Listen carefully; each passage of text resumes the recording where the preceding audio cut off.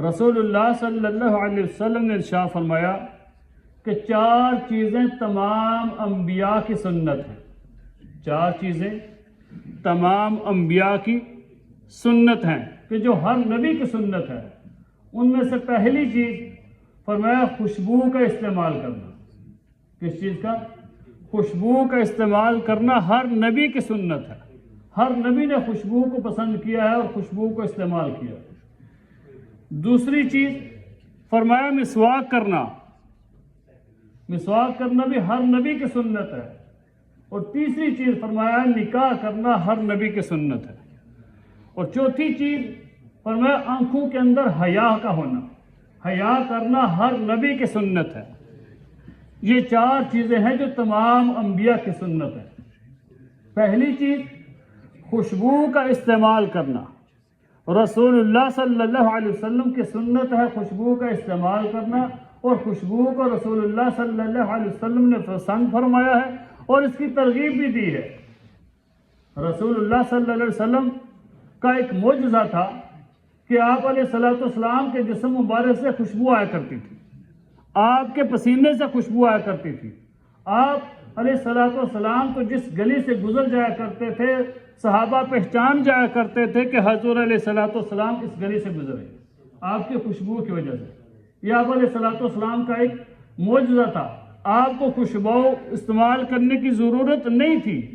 آپ کے جسم سے خود بخود ہی خوشبو آتی تھی، لیکن پھر بھی آپ نے خوشبو کو استعمال کرنا پسند کیا ہے تاکہ میری امت کے لوگوں کے لیے بھی آسانی ہو جائے.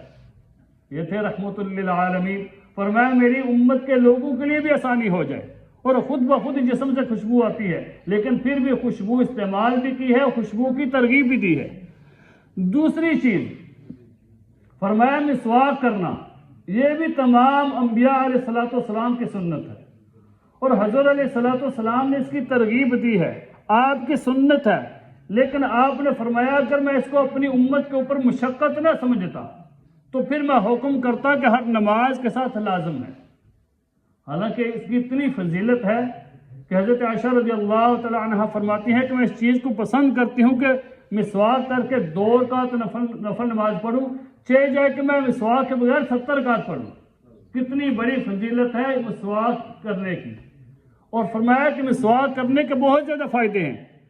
بعض علماء نے لکھا کہ 70 سے زائد فائدے ہیں، جن میں سے پہلا فائدہ یہ ہے جو کم سے کم درجے کا ہے. فرمایا کہ دانتوں کی صفائی ہو جاتی ہے. کیا ہوتا ہے؟ دانتوں کی صفائی ہو جاتی ہے. اور فرمایا اس کا بڑا فائدہ یہ ہے کہ مرتے وقت انسان کو کلمہ نصیب ہو جاتا ہے. جب موت کا وقت آتا ہے تو ایمان پر موت واقع ہوتی ہے، زبان پر کلمہ جاری ہو جاتا ہے. کتنا بڑا فائدہ ہے. اور ایک جگہ پر لکھا ہے کہ جس وقت انسان کا آخری وقت آتا ہے، جو بندہ مسواک استعمال کر رہا ہوتا ہے، جس نے اپنی زندگی میں مسواک کو استعمال کیا ہے، مسواک کی اس نے سنت کو اپنایا ہے، فرمایا جس وقت اس کا آخری وقت آتا ہے تو فرشتے اس کے پاس آ جاتے ہیں. اور فرشتے آ کے 2 کام کرتے ہیں. پہلا کام تو یہ کرتے ہیں کہ شیطان کو وہاں سے بھگا دیتے ہیں. شیطان کو اس انسان کے پاس سے دور کر دیتے ہیں. اور دوسرا کام یہ کرتے ہیں کہ اس انسان کو یاد دلا دیتے ہیں کہ تیرا آخری وقت آ گیا ہے تو اپنی زبان پر کلمہ جاری کر لے، تو کلمہ پڑھ لے. کتنا بڑا فائدہ ہے. صحابہ فرماتے ہیں کہ حضور علیہ الصلوۃ والسلام اتنی مسواک استعمال کیا کرتے تھے کہ بعض اوقات ہمیں لگتا تھا کہ آپ علیہ الصلوۃ والسلام کے مسوڑے مبارک زخمی ہو جائیں گے. حضرت عائشہ رضی اللہ تعالی عنہا فرماتی ہیں کہ حضور علیہ الصلوۃ والسلام جس وقت گھر میں داخل ہوتے مسواک استعمال کرتے، پھر جب گھر سے جانے لگتے مسواک استعمال کرتے، سونے سے پہلے مسواک استعمال کرتے، سو کر اٹھتے مسواک استعمال کرتے. اور سب سے مبارک عمل ہے یہ مسواک استعمال کرنا. اور حضور علیہ الصلوۃ والسلام جس وقت اس دنیا سے رخصت ہوئے تو جو آخری عمل اس دنیا میں کیا وہ مسواک تھا. وہ کیا تھا؟ مسواک تھا.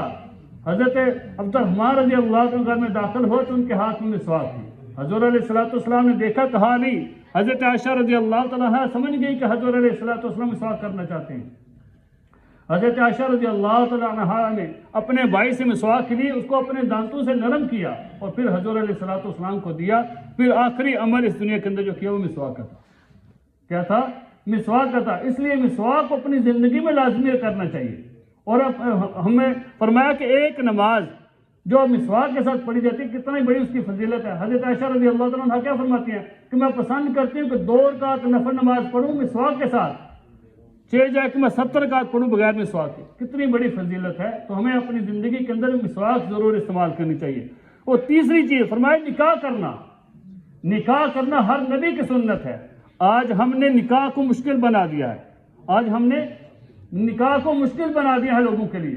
لوگ اتنا خرچہ کرتے ہیں، لوگوں سے ادھار اٹھاتے ہیں، قرض اٹھاتے ہیں شادی نکاح کرنے کے لیے، حالانکہ رسول اللہ صلی اللہ علیہ وسلم نے ارشاد فرمایا نکاح کرنا میری سنت ہے۔ اور ایک جگہ پر ارشاد فرمایا کہ جس نے میری سنت سے اعراض کیا، فرمایا وہ ہم میں سے نہیں ہے، وہ ہم میں سے نہیں ہے۔ آج ہم لوگ کئی سال اپنی بچوں کو بٹھائے رکھتے ہیں کہ ہمارے پاس پیسہ نہیں ہے۔ آپ علیہ الصلوۃ والسلام نے فرمایا سب سے زیادہ برکت اس نکاح کے اندر ہے جس میں کم سے کم خرچہ ہو، جس میں کیا ہو، کم سے کم خرچہ ہو۔ یہ تیسری چیز فرمایا۔ چوتھی چیز آنکھوں کے اندر حیا کا ہونا، آنکھوں کے اندر حیا کا ہونا۔